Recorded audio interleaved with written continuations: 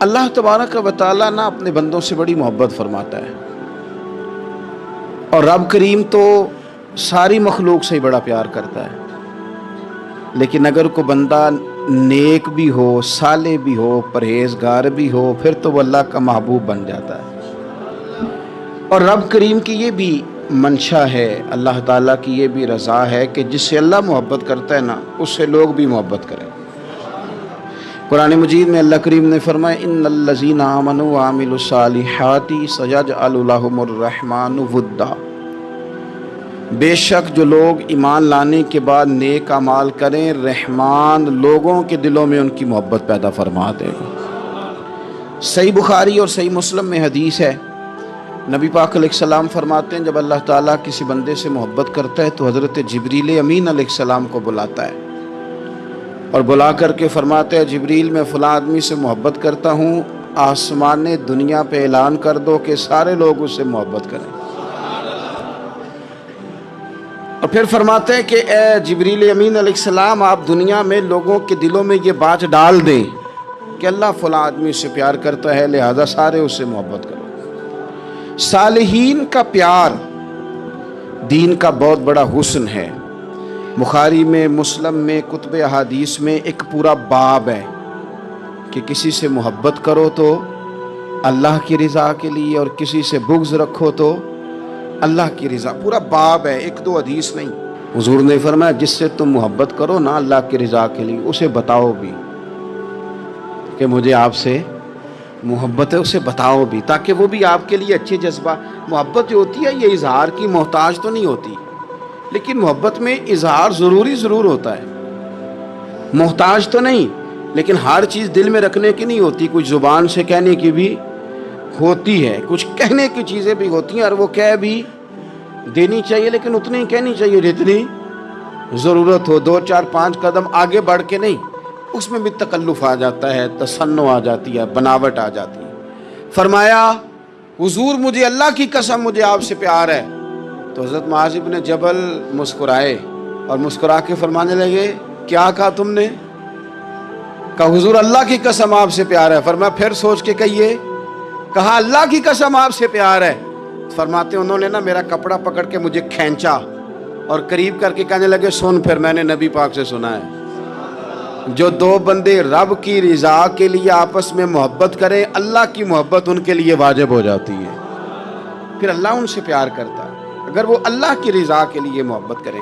ہماری محبتوں میں نا دنیاوی اغراض بڑھیں، اوئے ہوئے، ہر دعوت صرف اسی لیے ہوتی ہے کہ وہ بندہ بلاؤ جو میرے کام آئے گا، ہر تحفہ اس لیے آگے کی طرف روانہ کیا جاتا ہے کہ اس شخص کو بلاؤ جو کل میرے کام آئے گا۔ عزیز بھائی، اللہ کے نیک بندے سے اللہ کا بندہ سمجھ کے پیار کریں، اور اللہ کا نیک بندہ سمجھ کے اس کے ساتھ فوٹو آنا ضروری نہیں، اس کے ساتھ پیار ہونا ضروری ہے۔ اور اگر محبت اخلاص والی ہو، پیار والی ہو، عقیدت والی ہو، تو حضرت ابو ذر غفاری نے تو کہا تھا یا رسول اللہ اگر بندہ کسی نیک بندے سے پیار کرے، نہ اس سے مل سکے، نہ اس طرح کے کام کر سکے، پھر بھی کوئی نتیجہ نکلے گا، تو حضور نے فرمایا پیار خالص کرے، اللہ قیامت کے دن دونوں کو جمع فرما دے گا۔ جو جس سے محبت کرے گا صبح قیامت اسی کے ساتھ ہوگا۔ شاید اسی لیے کسی پنجابی کے شاعر نے کہا تھا کہ اساں جے ہاں گناہیاں دا جدوں اعمال نامہ پھرول ہوئے، ذرے ذرے نے سامنے آ جانا ہے، جو جو منہ تھی بولیا بول ہوئے، اساں بھی کول حضور دے بیٹھ رہنا ہے، لکھ عمل ترکڑی تول ہوئے، اودوں کولوں کی رب نے حساب لینا جڑا بیٹھا ہی محمد دے کول ہو۔ تو اللہ کے بندوں سے اللہ کی رضا کے لیے پیار کریں، اس میں للہیت پائی جائے، للہیت ہو، اس میں کوئی اور نہ ہو، بندہ ہو اور اللہ کی رضا ہو، یعنی درمیان میں رب ہو، اور تیسرا وہ شخص ہو۔ رضا الہی جب مقصود ہو پھر شکوے بھی پیدا نہیں ہوتے، پھر شکایتیں بھی پیدا نہیں ہوتی، پھر اپنی مرضی کے بندہ جملے بھی نہیں بیان کرتا، پھر کسی جگہ کوئی تکلف بھی اس میں نہیں پایا جاتا۔ تو خالصۃ لوجہ اللہ تعالی آپ اللہ کے بندوں سے محبت کریں، اور خاص ان کے لیے جذبات پیدا کریں، آپ کی طبیعت میں خاص جذبہ ہو، خاص شوق ہو، کسی پراپوگیٹ کرنے والے کے کسی پراپوگنڈے کا شکار نہ ہو۔ آپ کی طبیعت ہو، تبھی ملان ہو، ذوق ہو۔ حضرت حرم بن حیان تابعی ہیں، فرماتے ہیں جب میں نے یہ حدیث سنی نا کہ نبی پاک علیہ السلام نے فرمایا ہے کہ حضرت اویس کرنی ان کی دعا کی برکت سے اللہ میری امت کے لوگوں کی بخشش کرے گا، اور جب میں نے یہ سنا کہ حضرت مولا علی جیسے لوگ، حضرت عمر فاروق جیسے لوگوں کو جبہ دے کے بھیجا گیا ہے، اور حضور نے بھیج کے کہا ہے کہ اویس سے کہنا میری امت کے لیے دعا کرے، تو فرماتے ہیں میرے سینے میں لو لگ گئی کہ میں حضرت اویس کرنی سے ملوں، میری طبیعت لگ گئی، میرا شوق آ گیا کہ میں خواجہ اویس کرنی رضی اللہ تعالیٰ عنہ سے ملوں۔ میں نکل پڑا، اللہ کے بندے کے لیے نکلا۔ حضرت حرم بن حیان کہتے ہیں، اس کو ابن الجوزی نے بھی لکھا ہے، داتا گنج بخش علی اجویری نے بھی لکھا ہے، کہتے ہیں میں ڈھونڈنے لگا حضرت اویس کرنی کو، بڑے شہروں میں گیا پر وہ ملے نہیں۔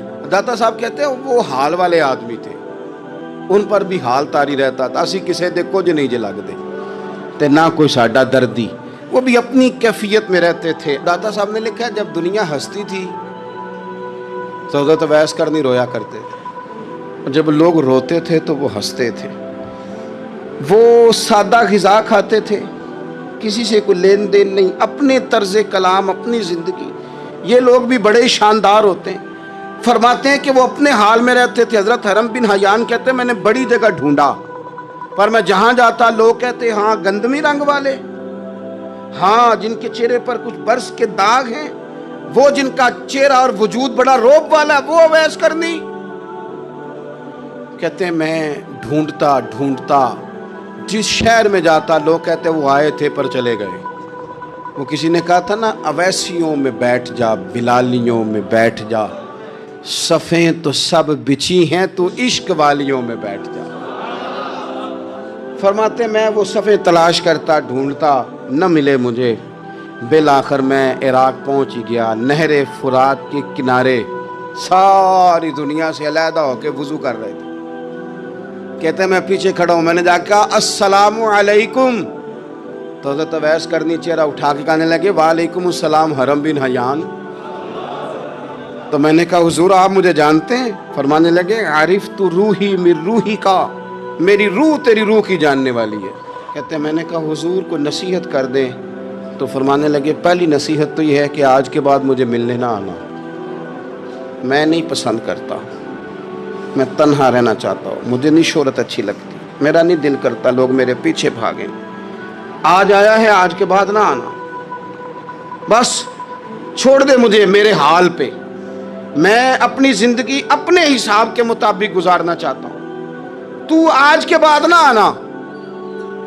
اور پھر فرمانے لگے اگلی نصیحت یہ ہے کہ جو رب نے تجھے دے دیا ہے نا اس پہ راضی ہو جا، اگر اس پہ راضی نہیں ہوگا تو تکلیف میں رہے گا۔ فرماتے ہیں میں نے پھر کہا میرے لیے دعا کر دے، تو انہوں نے ہاتھ اٹھائے، کہنے لگے یا اللہ میری اور اس کی جنت میں ملاقات کرا دینا۔ تو انہوں نے چہرے پہ ہاتھ پھیرے اور فرمانے لگے اب تو جا، میں کوشش کروں گا تجھے دعاؤں میں یاد رکھوں، تو بھی کوشش کرنا مجھے دعا میں یاد رکھنا۔ فرماتے ہیں یہ کہتے کہتے نا وہ رستہ بدل گئے، اور گلی کا کونا وہ جب مڑے تو پھر میں ڈھونڈتا رہا، دوبارہ زندگی بھر ملے نہیں، لیکن میرا پیار سچا تھا، وہ مجھے ویسے تو نہیں ملے پر خواب میں کئی دفعہ مل جاتے ہیں، اور خواب میری وچ بھی آیا ماہی، تے میں پھر وہ گل وچ پا لئیاں باواں، تے ڈر دی ماری اکھ بھی نہ کھولا کتے پھر بچھڑ نہ جاواں۔ فرماتے ہیں مجھے محبت ہو گئی، خواب میں زیارت ہو جاتی۔ اب ہوتا یہ ہے کہ ہمارے زمانے میں کچھ لوگ تو بیچارے ویسے ہی بڑے بعض چیزوں سے آوازان ہیں، ان کی طبیعتیں ویسے ہی بڑی تلخ ہیں، بڑی ترش ہیں، وہ ویسے ہی ذرا دنیا سے ہٹ کے چلنا چاہتے ہیں، ان کا مزاج ہے۔ وہ کیا کرتے ہیں کہ وہ بدگمانیاں پیدا کرنا، سوسائٹی کے اندر بری سوچوں کا فروغ دینا اپنے لیے وہ ضروری سمجھتے ہیں اور اپنی ذمہ داری سمجھتے ہیں۔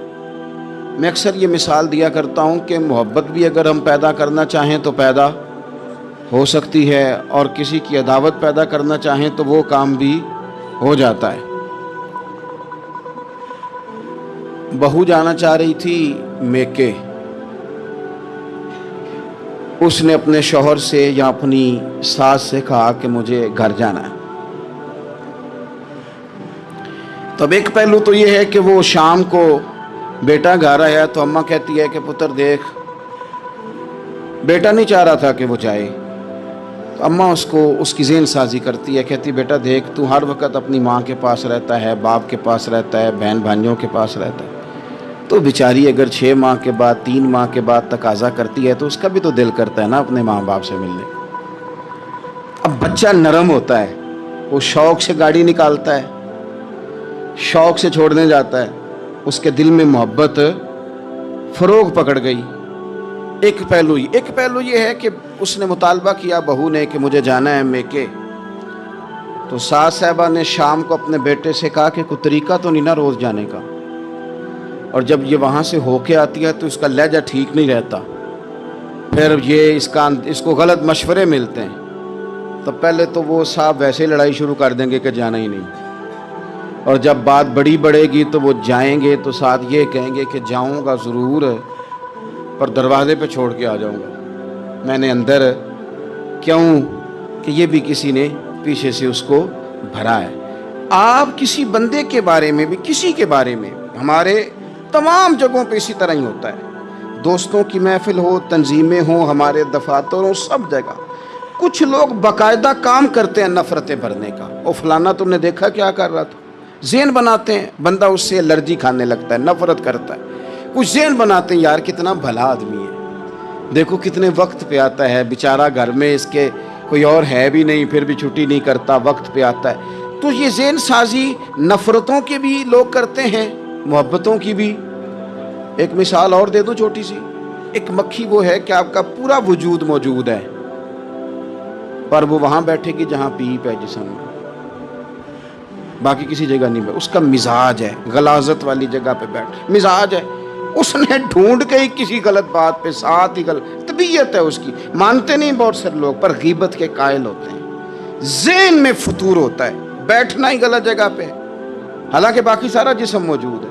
پیپ والی جگہ پہ، ریشے والی جگہ پہ، زخم والی جگہ پہ بیٹھنا ہے، اور وہاں سے اٹھ کے جب کہیں اور بیٹھنا ہے تو وہاں بیماری پھیلانی. ایک مکھی وہ بھی ہے جو ڈھونڈتی ہے سارا زمانہ پر بیٹھتی پھول پہ ہے، اور جب وہ پھول پر بیٹھ کر اپنے گھونسلے میں جا کے بیٹھتی ہے تو پتہ ہے وہاں کیا پیدا ہوتا ہے؟ شہد پیدا ہوتا ہے، اور شہد وہ ہے جو شفا دیتا ہے. آج کچھ لوگوں نے پراپوگیٹ کر دی چیزیں. ولی کیا ہوتے ہیں، درویش کیا ہوتے ہیں، صوفی کیا ہوتے ہیں، قرآن پاک پڑھو، نماز پڑھو، عبادت کرو، ختم ہو گئی بات. او خدا کے بندو سمجھو، یہ ولی تھے جن کو صحابہ کہا جاتا ہے، ولی ہی تھے جن کو اہل بیت کہا جاتا ہے. قرآن پاک کے دفاع کے لیے، احادیث کی حرمت کے لیے، دین کی تبلیغ کے لیے جو میدانوں میں نکلا کرتے تھے انہیں ولی کہا جاتا تھا. ولی کا معنی اللہ کا دوست، ان سے پیار کرنا، ان کے لیے اپنے دل میں جذبات رکھنا. بخاری مسلم میں حدیث ہے،